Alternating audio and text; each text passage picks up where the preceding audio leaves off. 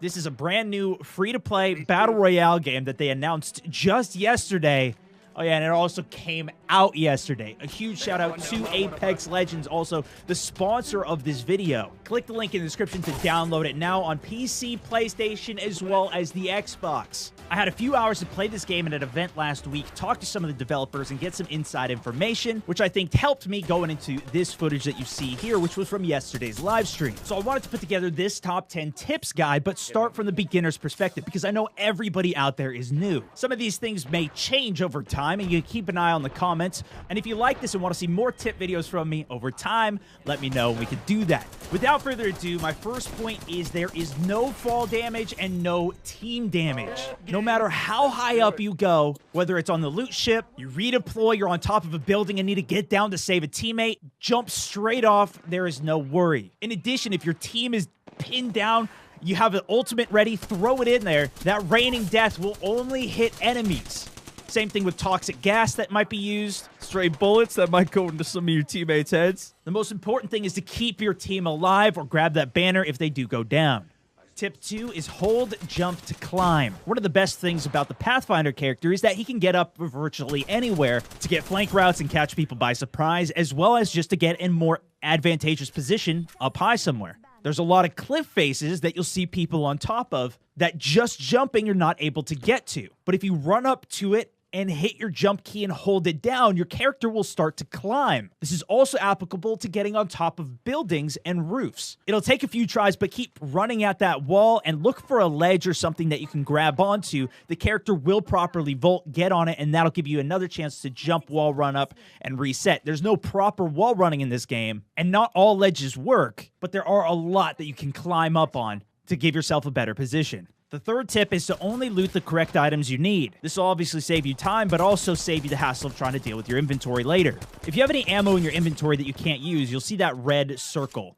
Drop it out of your inventory unless you're saving it for a specific gun you're trying to find, and it'll help open up your inventory. For heals, you have a small heal, full heal, as well as a small shield and full shield, with the Phoenix kit being full on both. Don't get too carried away carrying tons of meds, especially when you get big backpacks. And remember, these are also stackable, with those bars at the bottom of each item being how many of those items can stack on top of each other. If you're trying to open up some inventory, look to drop items that only have a few bars on it to maximize efficiency. Sticking with looting for one more, tip 4. When looting attachments, the UI that pops up will show you which gun they're going on if it is something that you can use. If not, it'll just go into your inventory, and unless you're saving it for a future gun you're going to pick up, shouldn't pick it up. In addition, if you're switching weapons and see one on the ground that you want to pick up, all of your attachments will auto-switch over, and on that UI that pops up, you'll see which attachments will fill the slots of the gun that you're picking up, taking anything that you're carrying and automatically putting it onto that gun. Coming in for tip 5 is to ping everything. We just talked about loot, so we'll start there. You can ping multiple things on the ground at one time, and if you don't need it and call it out, it'll prompt the right person to come pick it up. It also marks it in the top left minimap and shows in the feed in the top right of what it is. If you're playing and don't have a microphone or playing with somebody that doesn't have one, this can be incredibly helpful.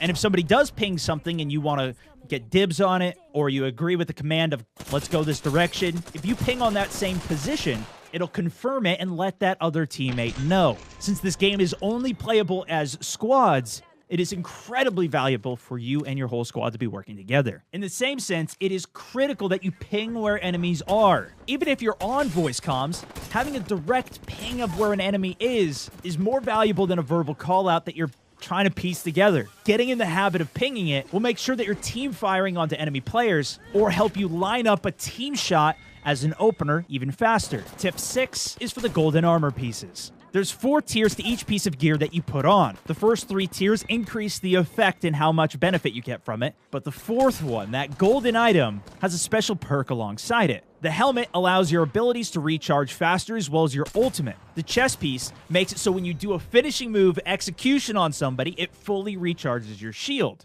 The knockdown shield makes it so if you get knocked out, you can actually self-revive, and the backpack makes it so you take healing items much faster.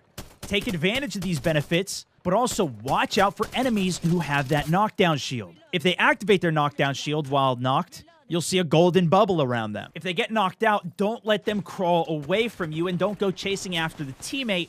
prior to finishing this guy. From my experience, they can't have that shield on while they're self-reviving, and it takes a few seconds for them to stand up, so you want to take them out in that window. Or do a finisher if needed. But if their partner is trying to bait you away, you could run into more problems if you let this guy self-revive. Coming in for tip 7, in addition to gold armor, there's also golden guns that you need to know. There's a Mastiff shotgun and a Kraber 50 cal sniper rifle that you can both pick up from care package drops. These are extremely powerful weapons. However, they are limited on ammunition, and the ammo doesn't actually take up an inventory slot. Whatever ammo is in the gun when you either pick it up off the care package or pick it up off someone else's body is how much ammo is in that gun, and it cannot be replenished. So if you're starting to get low, it might be worth it to even trade out that gun so you can go into a fight having 2 guns ready in case you need to switch in the middle of fighting. There's also golden guns that you can find on the ground, though.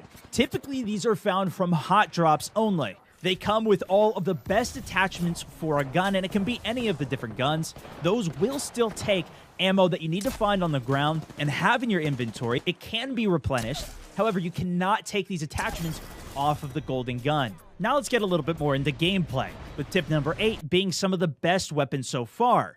Initially, balance is hard to figure out, but there are some guns, at least on day 2, that I think are a little easier to use, especially for a beginner. The gun I think currently is the best is the Peacekeeper shotgun. Compared to the shotgun pistol, it has 6 rounds rather than 3, and packs a much heavier punch than the auto shotgun. On top of that, if you get the choke for it, you can actually hold down your aim down sight button, tightening the spread of the gun over a 3-second period. That will then nearly one-shot somebody if you can be accurate enough. Your goal in this meta is to just not have to reload and be a sitting duck. The shotgun does so much damage, and you can pace your shots out, that while somebody else is running away or trying to reload, you can out-damage them. And of course, it's a shotgun, so it's also much more forgiving if you're not completely on.